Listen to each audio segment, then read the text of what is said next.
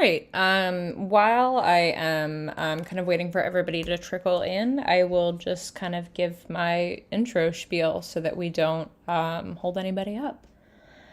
So we're really excited to resume our reading series with our two Laser Series chapbook authors whose books are coming out in June. So Yael Veitz's Wilder Centuries and Sal Kang's Daddy Issues are due out on June 6th and June 24th, respectively, in both print and digital forms.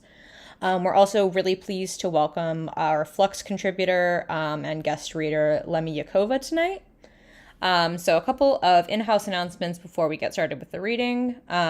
We do have Wilder Centuries available for print pre-order now.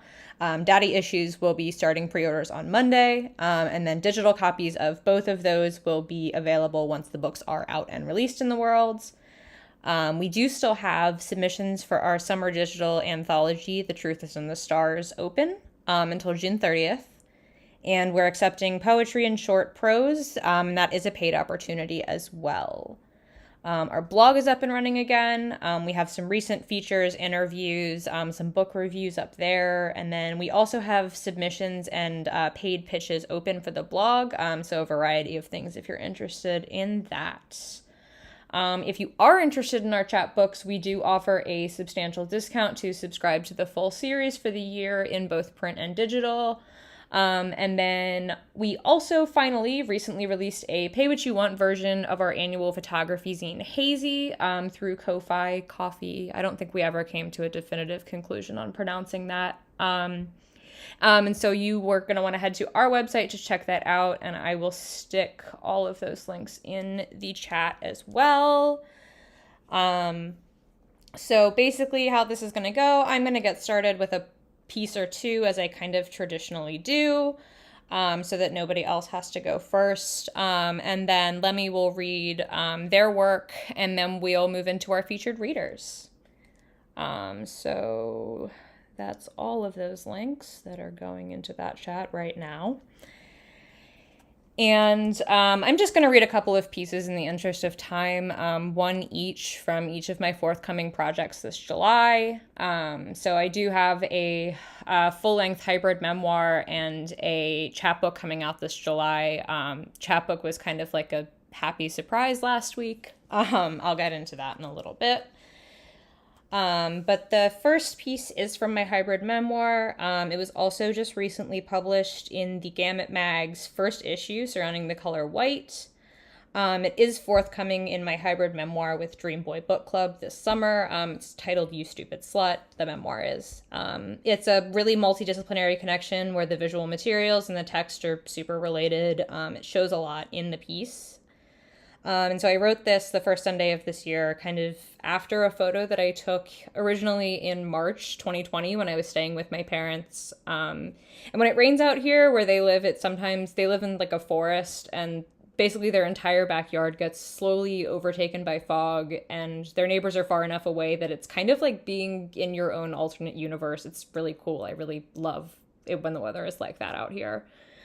And the day that I wrote this, the fog was even thicker than the first time I photographed it, so I just kind of went for it. This is And Wander Midst Fog.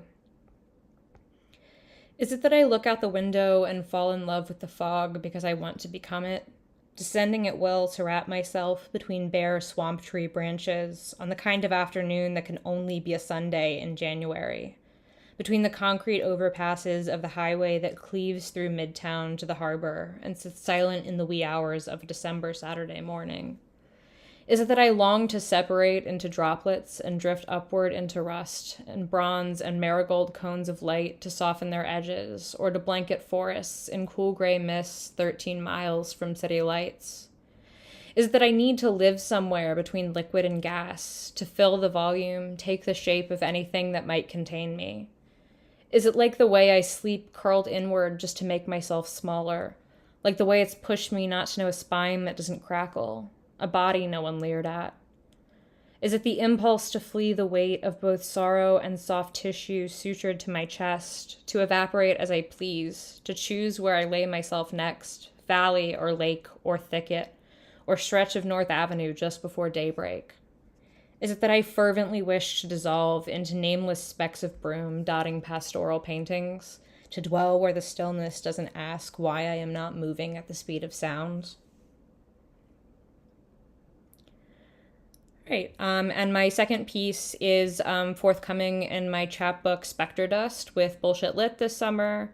The chapbook is about object permanence and object association from a perspective of loss and abuse trauma. And not all of these poems are sad, but they do discuss a lot of my own feelings surrounding objects kind of as their own agents. And this particular poem is more of a melancholy one than a truly sad one. It's about a ring that my high school ex got me like on our last beach vacation before we both went away to college. It was like, I mean, we're on fine terms. It's just me being like a dramatic like freshman in college about this whole thing. But that is like a significant object to me, so I did kind of zero in on it. So this is Nag's Head. There is still so much sway in the ocean for how many swells I've already heard crash, and there is still so much pull to wear this ring for how soon I know I'll be taking it off. And there is still so much fear despite how far I've come, and there is still so much soft for how much I weep. And there are still so few fresh flowers in my room for how much I love them, how much I want to keep looking at supermarket roses every day, long after they've husked and dried standing upright. That's what I have. So I will drop a link to that first piece that I read that was published with the Gamut in the chat. And I will hand it over to Lemmy.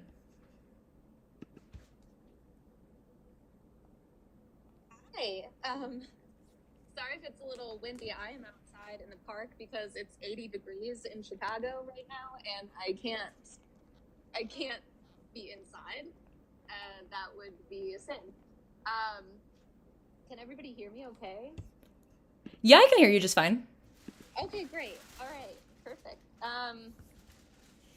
So how many things can I read here now? I don't know. Just take about the amount of time that I took, like 1, 2, maybe 3 if they're kind of short. Okay. I'll read a couple. I'm also gonna read one that's forthcoming in the Bullshit Lit anthology. Nat and I are gonna be published together, which is lovely. And then I'll read one that I wrote this week, because why not? But yeah, this one's quite short. I'll read that one first. It's called "But You Can Still Live." It'll be like this. The doctor will tell you that you're in perfect health, even though you feel pinpricks lasso the clappers in your body, ring their bells loud and you will write love letters to fill the hole, but it will bust it open wider, fist through a drum. When you think you have made good sport of pain, the pain will make good sport of you. The nights alone will be long. The yogurt and spinach will go bad in the fridge before you can eat it. Sometimes you'll miscalculate where the pit sleeps in the plum. When the steeple ushers the flock in for 5 o'clock mass with its chiming, you will find yourself missing a forgotten word on the tip of your tongue. This is how it must be. The body will hold it, even badly. You'll be glad you wrote it all. Humor will marry the madness in the mess, the moon as perfect witness. You'll be well fed. When they don't love you back, the missing half second will say, but you can still live.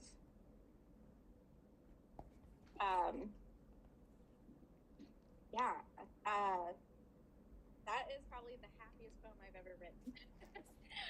Or at least like the most hopeful poem I've ever written. And I think it has something to do with the weather change here. But I'll read this Bullshit Lit anthology one. It's a little on the longer side, so this will be thing. But it's called Alternate Universe, where MTV's Cribs only visits the homes of poets. They do a special segment on the poet's writing space. Most poets have a desk strategically placed in a window that the sun hits for most of the day. Sometimes the desk is spotless, only containing a notebook and several pens. Sometimes the desk is cluttered with teacups, scribbled half verses on receipts they're saving for later, maybe even some dried crumbs of flour stuff, but the vase is missing. When MTV calls me, I welcome them into my 2-bedroom apartment. They ask me to show them my writing space, quote unquote. I tell them it's going to take all day. At 11 a.m., I took them to my stove where I put a pot on to boil. My eyes glaze over and I start to frantically type something into the Google Docs app on my phone. As the pot boils over, I look directly into the camera. This is my writing space.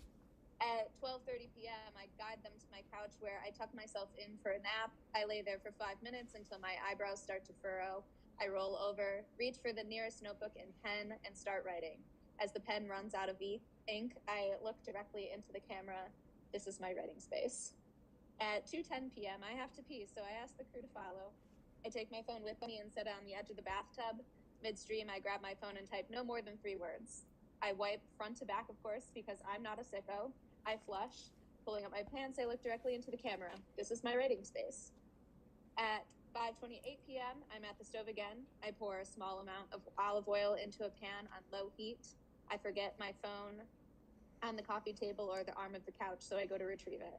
On my way back to the kitchen, I stop in the middle of my living room to type something. The olive oil starts to burn in the pan, triggering the smoke detector. I run to turn off the burner and get a rag, tripping over my cat Son, who is hightailing it to get under the blankets on my bed. As I wave the rag to air out the agitated device, I look directly into the camera and yell, "This is my writing space." At 7:34 p.m., I bring everyone back to the bathroom. I light candles because I hate overhead lighting. I fill the bathtub, add lavender oil, eucalyptus oil, and Epsom salt. I get in and start editing something I wrote months or years ago. I read some new poems aloud to make sure they are saying what they mean. I get out, wrap myself in a towel, look directly into the camera. This is my writing space. At 10:51 p.m., I tuck the crew into bed with me and tell them it's time to go to sleep. At 3:12 a.m., I wake everyone and tell them a poem is about to be born from a dream. My eyes are half open in the blue glow of my phone, all of our heads under the covers. I finish typing my sentence, look directly into the camera, and whisper. MTV's Cribs is then pleased with the footage they've gathered of my writing space, quote unquote, and we all shake hands. As I'm showing them out, they tell me they've never come across a writing space, quote unquote, such as mine. I tell them that most poets are liars and likely do what I do, but wish they could sit at their lovely desks. MTV's Cribs laughs, tells me to have a good rest of my night. Several weeks later, I received $500K, twice their original offer, from them for my honesty and time. I leave the check on the dining table for 4 days because I start typing again and forget to deposit it even though I'm a poet. What I mean is, I need that money, but I also need to write down this thought real quick or it'll be gone forever. Thanks, y'all, for listening. Thanks for joining us. Those were both awesome. I'm really glad you were able to come and read with us. So I hadn't set an order of our featured readers, so I guess whomever would like to go first is welcome to pop in. I thought I saw us both unmute and then mute again. Hi. No worries, it happens. Go ahead. Yeah. I'm Yael. I am reading from Wilder Centuries, which is out on June 6th, as Nat said. Lem, that was... I don't know anybody who just exclusively writes at their desk. I don't think it's a thing. I wrote at least 2 of the poems from the collection in an airport. That's usually how that goes. I wrote almost the entirety of my first chapbook on my parents' couch. I felt that. Yeah, exactly. Most of the time I'm writing in my bed. I'm waking up in the morning and I'm like, I gotta write that down. Right? Never am I at my computer. Right. And my brain loves 3 a.m. It's the worst thing ever. But, so I am, going to be reading a couple of poems in the collection that were inspired by my grandpa, Yael Veitz, who everybody called Pipe. So a lot of Wilder is kind of centered around the losing him and the difficulty of that. So, just really cheerful topics, as most poets are want to focus on. So he was from Argentina. He spent his later years in the US with us. He did struggle a lot with mental health issues throughout his life, and that culminated with a really, really intense battle with dementia. He was also really awesome, just funny and kind and totally a dreamer. Yeah, it's hard to convey a sense of a person, especially, somebody who is a bit complicated and somebody whose later life was very complicated. But I'm hoping you'll get a little bit of a sense. So I'll just start off with Grief, which is about my reaction to losing him, and it starts off the collection. Grief. She stole my voice, her gorgon head rattling in one collective hiss. I copied her phantom limbs, her ragged breath, her volcanic eyes erupting. She stole my voice. Then she danced the tarantella in its ashes, pinned it, flat and useless, to her clothesline. She watched me stare, then plucked my eyes like grapes for feasting. She stole my voice, then left me on her cobblestones, furtive, in the dark. So that, there's a lot of Italian imagery in that, and the reason for that is that I found out that he had passed away while I was in Sicily, actually. So it was an interesting sort of time where I was trying to, he had already passed. He had been out of it for a long time. So I was trying to enjoy the couple of days that I had until I was going to fly home, I was traveling indefinitely at the time. So it was a big deal for me to come and fly home. And it's yeah, it was just such a weird time. It was just, it would be a weird time regardless, but in that case, it was especially strange, because I'm always somewhere else, like points out, but on a global scale. And also my family is always somewhere else. Pipa was from, what is a Jewish farming town in Argentina, for anybody who's interested in the history of that. Basically, at the end of the 19th century, some bigwig Jewish philanthropists, the Baron de Hirsch, basically sponsored a bunch of people who were destitute in Eastern Europe at the time to come to Argentina. They'd be able to own land. This is ethically dicey because of the indigenous folks who were on that land, but that is neither here nor there. This was over a century ago. So he was somebody who had tremendous respect for the land, for indigenous people, for animals. He actually spoke some Quechua, which is best known as the language of the Incan Empire. And the next poem is a fantasy about a group of characters who dream about faraway places. So it's not set in Argentina or anything of the anything like that, but it does sort of remind me a lot of him because of that sense of being in several places at once, which seems to always be true in my family. It's called Snow Cellar. Snow Cellar. My father sold snow in the rainforest. Ice curled in his palm for sweating children. They fought over handfuls, pressed them into their palms, hurled them as in storybooks. It never turned out right. My father sold snow in the rainforest. Village women packed their fish into it.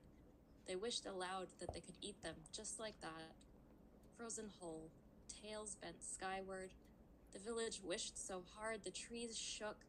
They wished until their breath made clouds, encasing them in white and cold, in snow like down, like sugar.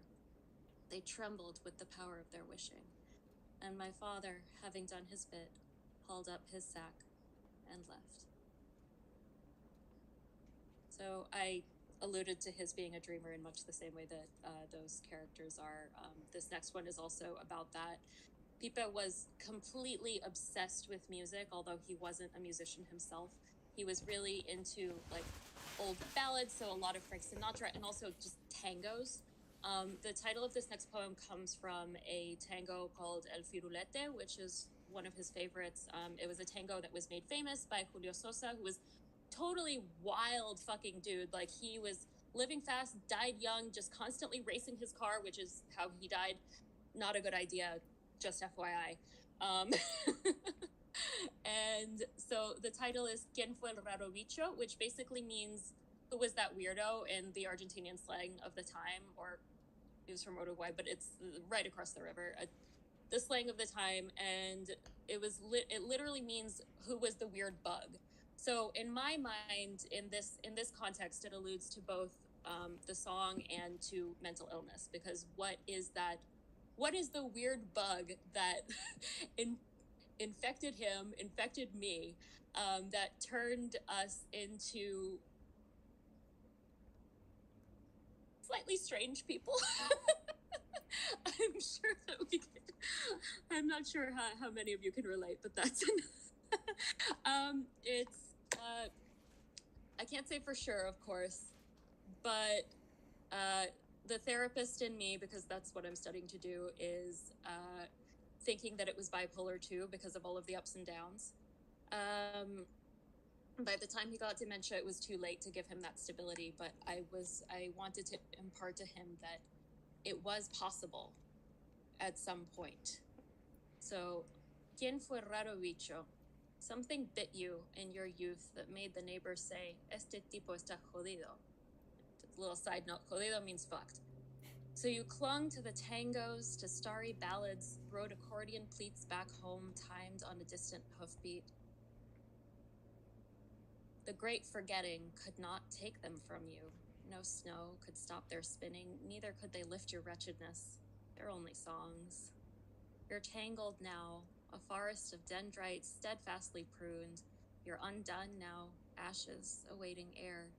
Your feet tap on the nursing home floor. We drive like Sosa, hurtling through Buenos Aires. We fly like Miller, bound to disappear.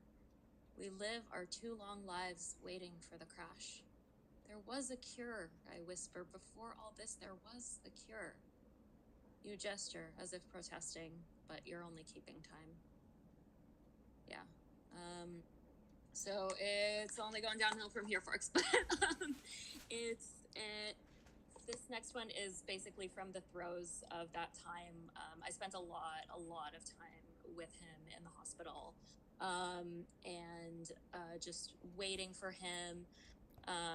Ambulances, sleeping at his house so he wouldn't run away before we got night care, all of the craziness, and that kind of thing. So this one's called Dancing, again, sort of alluding to music. I don't know if you guys caught that. I said Miller in the last poem. That was Glenn Miller, who also died in a plane. He basically just disappeared and nobody knows what happened to him at the time. But yeah, so this is Dancing. Betrayal. His hazy look, blue eyes blazing red, all his force in fists and kicks, raging at the nurses and the unseen myriad. A collision. I hit tile. He grasps at unseen forms, curses me, for I too have imprisoned him. His seething catches. I grow hot in sterile places, hiss at doctors, snake-jawed. He hurls his pillow.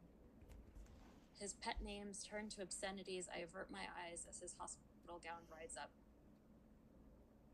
I close my ears to curses. Paralysis. I sleep a long time. I dream of dancing. I dream a dead man spins me in the air. I laugh, worrying, but his haunted look remains. Yeah.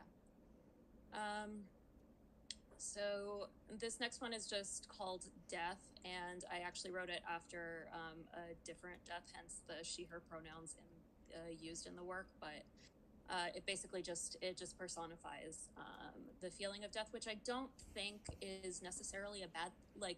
I don't think of death as necessarily a bad thing. I do try to view it as something that's peaceful.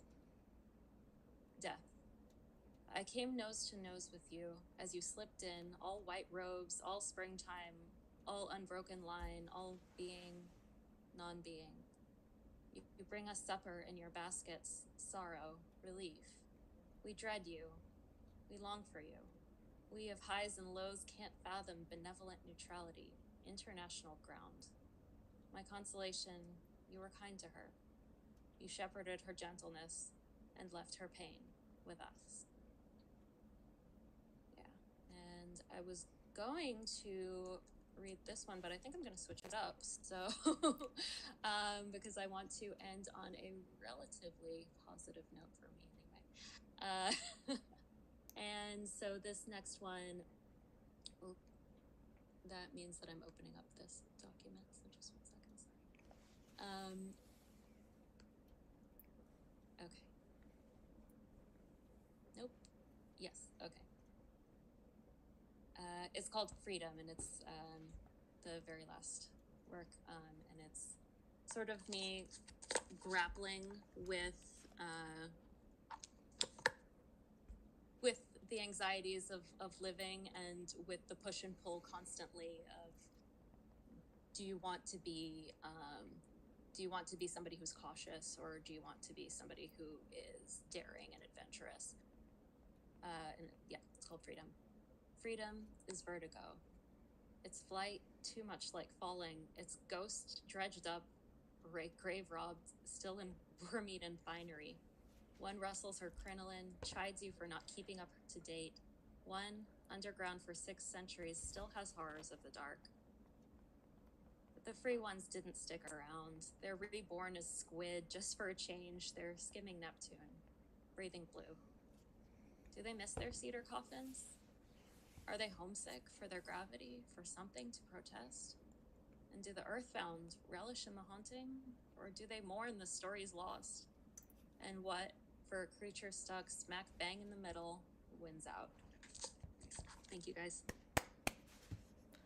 Thank you. Awesome. Yeah, I as I was saying in the chat, like I just did the layout for this morning, so it's so awesome to hear these read like immediately afterwards. I really enjoyed that. I will turn it over to our final reader for the evening, Sal Kang.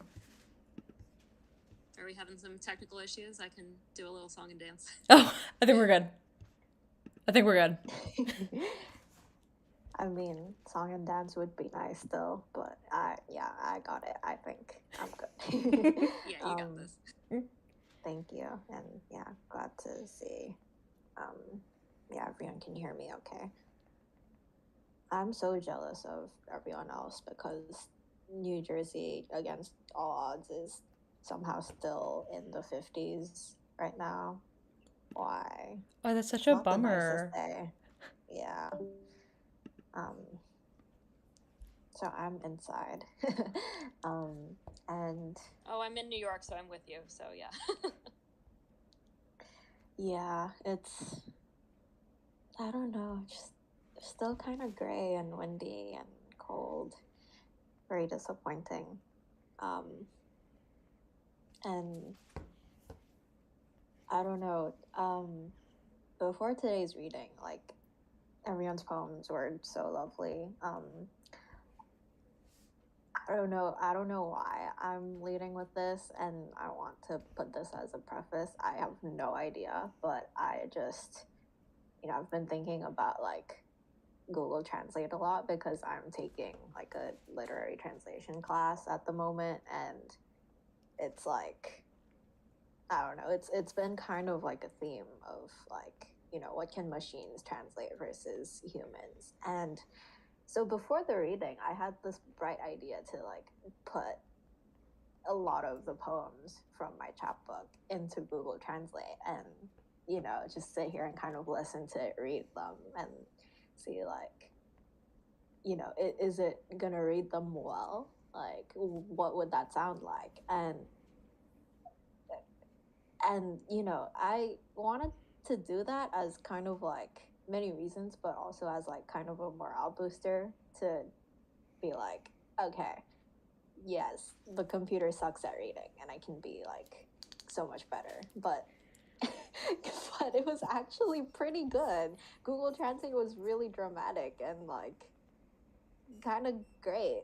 So now I'm intimidated, and that's what I'm waiting with.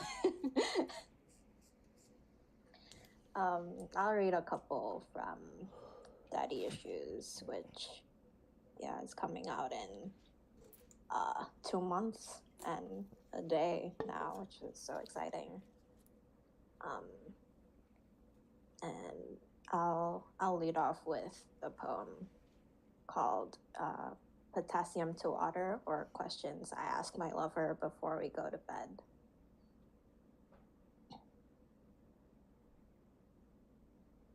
Do you want to see a magic trick? Would you like to try swallowing me whole? Have you ever peeled open a tangerine? It's like that, only you keep going until there's nothing left but infernos, do you see? Can I ask you one more question? Will you still kiss me when I look different? Will you? Will you? Will you? How can I be sure? Why do I keep igniting in your hands? I forgot. Can you remind me, how does one move atop of you, if not fiercely? When I finish retching up all the lilacs I have inside, what happens? Will you let someone else dip their hands in you after this? Will you? Will you? Would you rather drown or slowly burn to death? Did you know that the two are more or less the same? The other day, my mom pointed out that I'm getting bonier. Did I tell you? Why do you think I burn in the same shade as forget-me-nots?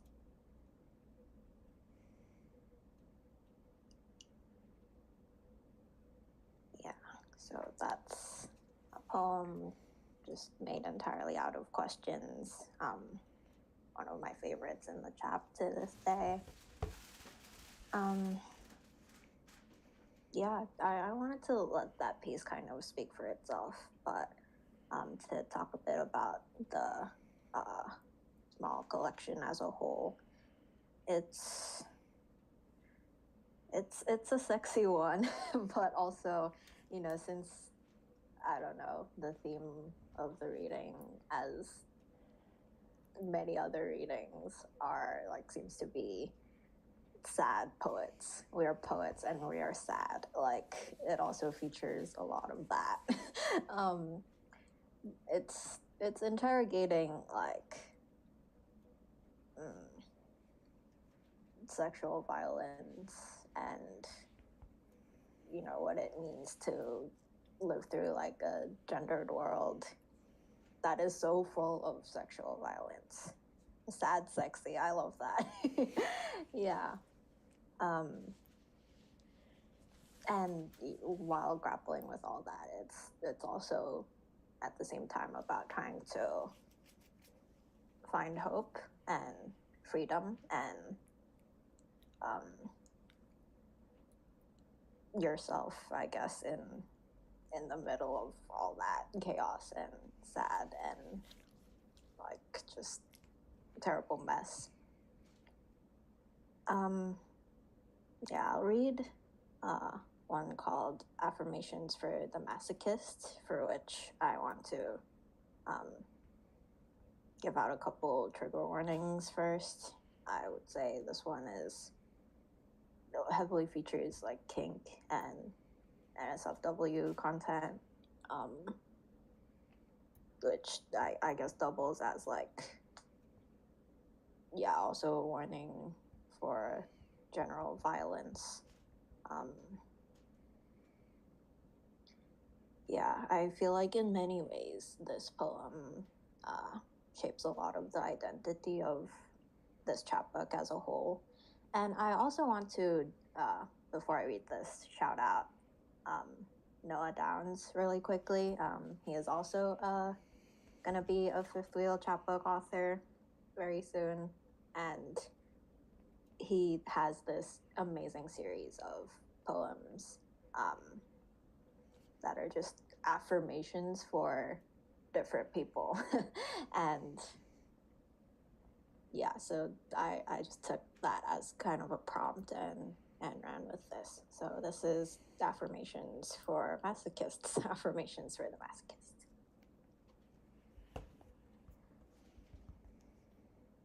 You look beautiful with the piss around your mouth. Do you know that? Shh. It's okay. Settle in. It's okay to like his palms best when they're wrapped around your neck. It's okay to find pleasure in how the softest skin indigos.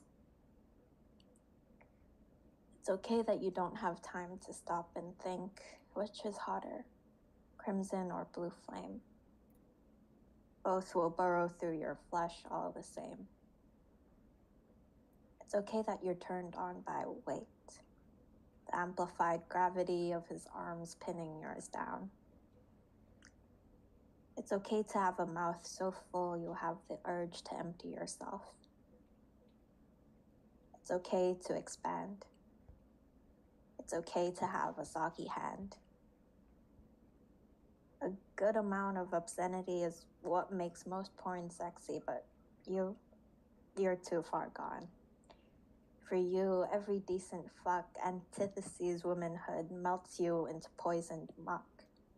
People describe sex to you like a burning, but the most you feel is really an intense scrape, a frictioning of non-flammables, to feel your brain unthinking real hard and revel in the surrender, to grotesque your way into full divinity. When they can't find food, some arachnids suck the pulp out of each other's joints to survive. Maybe that's what it feels like. You don't know. You can't fashion the words for it. Let's start again.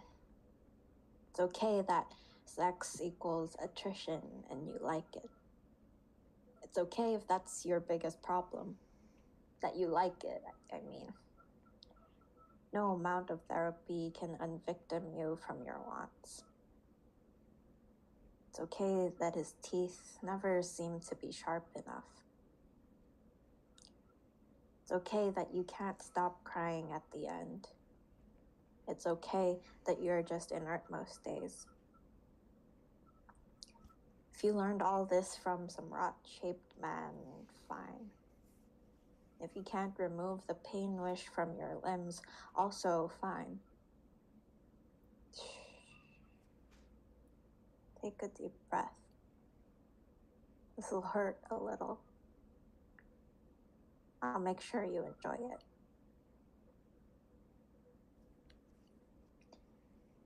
Sad, sexy. Okay. We love to see it, really. I assure you. Thank you. That was the first time I think I read that one out loud, and yeah, I really like how it reads now. I think I will read maybe the last two poems in the collection after that. Yeah, so the book is about sex. We've already established that. And, sex is unfortunately, it involves the body and, having a body. And, if you know me, you knew that fog poem, it resonates so heavily with me. Not having a bodily form is so slay, and it sucks that sex makes you grapple with that. But yeah, this next poem is called Poem for a Blue Page. And yeah, it features topics of body image and disordered eating a little bit. So yeah, just putting that out there. Yeah. A poem for a blue page. 1. I don't like my body. We are the children of thinspo incarnates and weight loss motivation threat. The year we started measuring our legs like pieces of wood to chop away at, I knew something was wrong, but it was too late to go back. We grew up watching diamond people, jagged, cutthroat, wanted to be knifed away and glowing, just like them. We learned what we could live on instead of how we could live. Only named the parts of ourselves we were dying to change. I thought bloating was a punishment from God, that amorphous fucker. He wouldn't last 2 minutes in the girls' locker room. 2. I know you like my body. And still I managed to forget. Once you told me I love your stretch marks and I almost threw up on your face. When my eyes get blurry your fingers seem too sharp and I start to see instruction manuals in my thighs. They read, cut here, slice here, split in half here. In the moments where I most want to be a weightless thing, I become a continent and let the feeling of being wanted wash over me. Red marks and primal pleasure tell you how fun it is to be owned sometimes. One day I dream of teeth silently sinking into my bones. I powderize at the grasp and finally fit into an hourglass. 3. Sometimes I see my body and it scares me. The smell of incense always made me hold my breath. When I was young, I used to leave scratches on the church walls every time I felt like escaping it. Yes, my body is a fucking temple. That's why I want to leave it every day. Something inside me keeps praying, even though I know no one will answer. And it always feels so freeing to harm a sacred thing. When adorned with jewels, people don't even notice how hollow it is inside. I feign invitings, pretend forgiveness of imperfections, turn around and memorize the thin testament. I need to believe in something. It just often isn't me. 4. When I step on scales like they're broken glass, it's to make a change. I am something I need to reconcile myself with. Every number read like a nightmare until I beat the language out of my teeth, and still remembering to forget calories took years, and still some things that never got erased. The way we learn to hide our arms in pictures. Confusing chewing with cheating.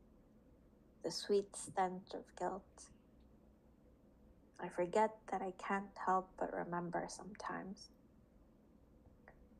Every day is both practice and the final playing ground, and I'm always afraid to fail all the same. Every day I pass through without feeling too faint is a mountain, and they both move in inches. I contract, then expand, and try to think nothing of it.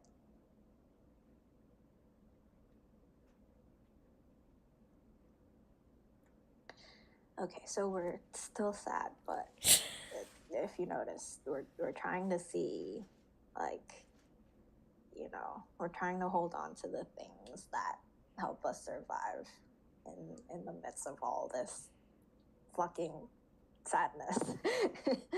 And we're trying to be better. And yeah, I was talking to the creative writing professors on my campus, and one of them was saying that, you don't always have to have a happy ending, especially when it comes to poetry. A collection can just be like sad, sad, sad. And, you don't have to always let the audience see the light, but I don't know. For me personally, I am I don't know if Yael, this resonates. I think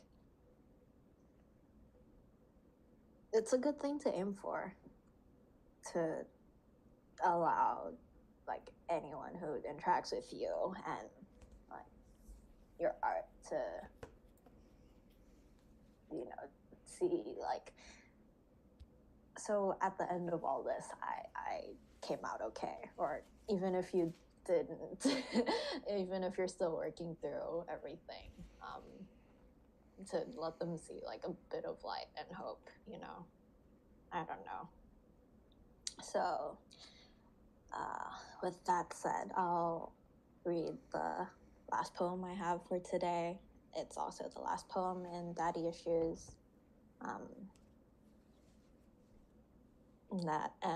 I'm so excited for your straight up sad memoir. It's gonna be amazing. Yeah, so this poem, fittingly, because it's the last one, is called Epilogue.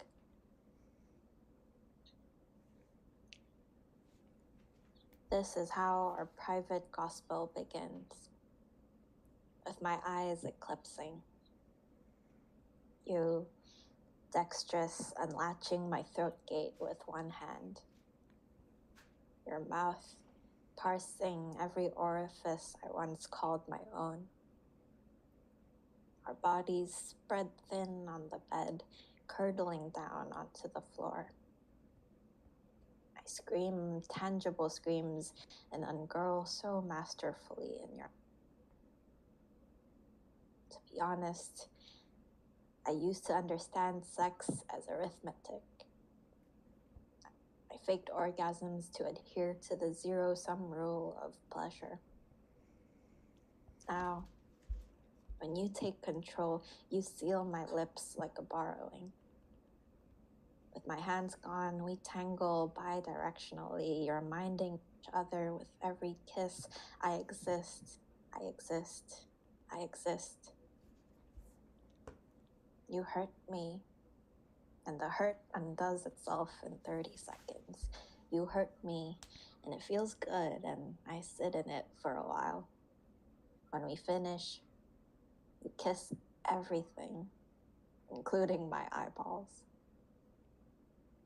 When I forget how to breathe, you reteach it to me.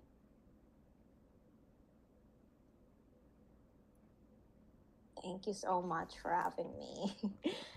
Thank you to everybody for coming, including Lemmy, who had to pop out because their phone was about to die and they were in the park. Everybody read so beautifully. Thank you to all who attended, and especially thanks to everybody who read, including our featured authors. If you're looking for any of the links that are relevant for the press, they're in the text chat that is associated with this voice chat. I was about to say they're in the voice chat, and they can't be. Anyway, thank you all so much, everybody. It's been a really great reading. We're definitely going to have another one of these in probably about a month or so, so stay tuned for that.